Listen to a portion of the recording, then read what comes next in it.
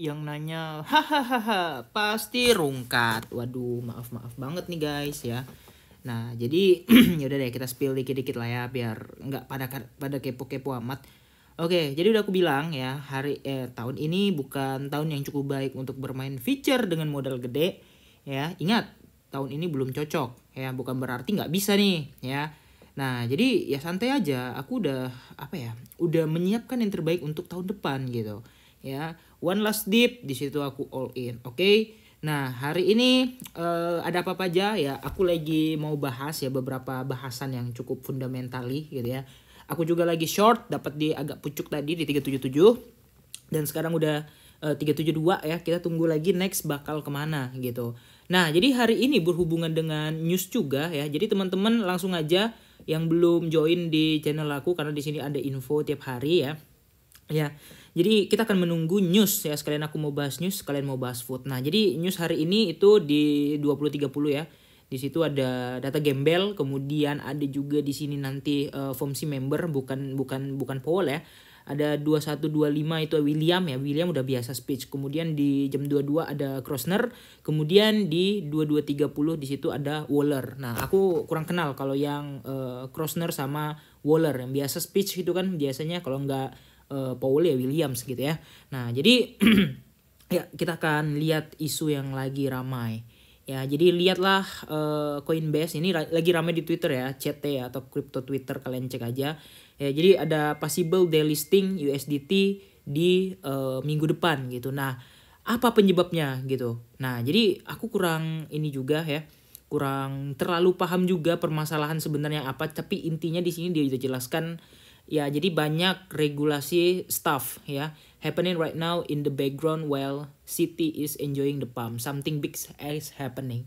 Ya, something big is happening itu ya kurang lebih lah kayak kejadian FTX kemarin yang ketika orang udah FOMO bottom tiba-tiba ada berita besar kemudian baru crash dari 21.000 ke 15.000 waktu itu. Ya, jadi di sini aku nggak bilang kita bakal crash ke berapa. Intinya enjoy your pump ya. Di sini aku udah merayakan pump aku juga, tapi aku nggak seneng guys. Kenapa? Kok kita seneng di atas pump yang belum benar-benar ngepump gitu ya. Nah, jadi ada yang nanya, bang mana porto lu pasti rungkat. Nah, ini aku main kan tetap banyak ya. Kemarin aku udah aku bilang aku masuk 30% di spot.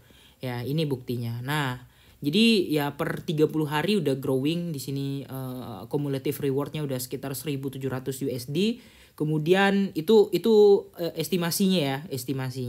Nah, itu dari 30%. Kemudian untuk profit bulanan ini dari hasil staking doang ya. Dari hasil staking doang kalian bisa lihat di sini per hari itu sekitar $10 dan selama 30 hari terakhir itu profitnya 3,9 juta. Lumayan ini, nggak ngapa-ngapain. Jadi gimana caranya, langsung aja daftar di Binance, masukin ke earn yang ini guys ya. Jadi kalau kalian punya kripto yang nganggur, daripada nganggur mending kalian sekolahin, apalagi yang sangkut, apalagi yang udah serok di bawah, nggak cuma yang disangkut sih, yang kalian udah serok bawah, yang kalian belum mau jual, punya target tertentu untuk dijual. Tapi kalau punya aku pribadi sih, kalau aku lihat ya lumayan lah ya selama 30 hari terakhir. Tapi aku belum merasakan senang gitu karena ya profitnya baru sekitar berapa ya, ya 70-an ya, 70 atau dihitung-hitung ya hampir 70 lebih lah ya, 70 juta lebih dari 30 hari yang terakhir. Nah, jadi pertanyaannya di situ adalah nggak 30 hari terakhir lebih ya, hampir 2 bulan terakhir kan naik ya, dari September yang harusnya bear itu naik gitu kan, kemudian di Oktober juga naik, dan ini sampai di September juga naik gitu. Nah, jadi pertanyaannya adalah apakah dijual dulu. Tapi kalau aku pribadi sih, karena aku udah bilang ya kemarin, aku udah serok di deep banget ya, jadi ya beberapa koin maksudnya, beberapa koin udah gue jual. Tapi kalau yang misalnya aku serok yang deep banget, aku nggak jual guys. Kenapa? Sayang banget, karena aku yakin nggak bakal ke situ lagi kemungkinan besar. Meskipun se-crash-crashnya tahun depan atau mungkin setelah kejadian ini crash ya, aku nggak bakal jual gitu ya. Nah, jadi ya aku harap kalian enjoy your pump gitu ya. Sementara aku juga merayakan kenaikan ya portofolio yang lumayan. Tapi di sini aku nggak bahagia sama sekali karena aku tahu skenarionya. Dulu orang juga nggak percaya tentang kejadian waktu bulan Bitcoin akan crash dari 64.000 sampai 28.000. Itu orang nggak percaya semua ya. Aku dibully, dimaki-maki. Wah, karena waktu itu euforia sekali gitu ya. Karena kita tuh kan nggak tahu pucuknya di berapa gitu, sampai berapa dia baru mengalami reversal. Dan kalau kita perhatikan daily tuh udah triple bear div guys ya. Nah ini tadi malam kelihatan banget jelas ini ngepump tanpa volume sedikit pun. Kalian bisa lihat sendiri. Kenapa? Ya karena di sini ada gap di area sekitar berapa nih 36.000 sampai 36.400 di sini ada gap ya. Gap itu apa fungsinya? Gap itu berfungsi sebagai kejadian jomplang lah ya, jomplang antara order di market. Liquidity map juga di atas itu udah sepi gitu ya. Nah jadi sebenarnya wajar-wajar aja sih ngepump gitu ya. Nah jadi so far gitu ya, target Bitcoin bakal kemana ya, kalau kalian bilang akan ke 39.000 atau 30 atau ke 40.000, ya itu kita tunggu aja nanti konfirmasinya kayak gimana. Tapi kalau misalnya terjebol dari area 34.000, let's say hello ke area 25 sampai dengan 22.000 gitu. Karena kita udah retesting semua area resist atas, kita udah retest. Bawah ini belum kita retest selain 25.000 guys. Ingat, sebelum bull run itu ada namanya PHC ya, atau pre-halving correction yang biasanya sangat-sangat terjadi di 2015, ada di 2019 kemarin, ada di 2020 ya, itu skenario nya sebagai covid juga ya sama ya.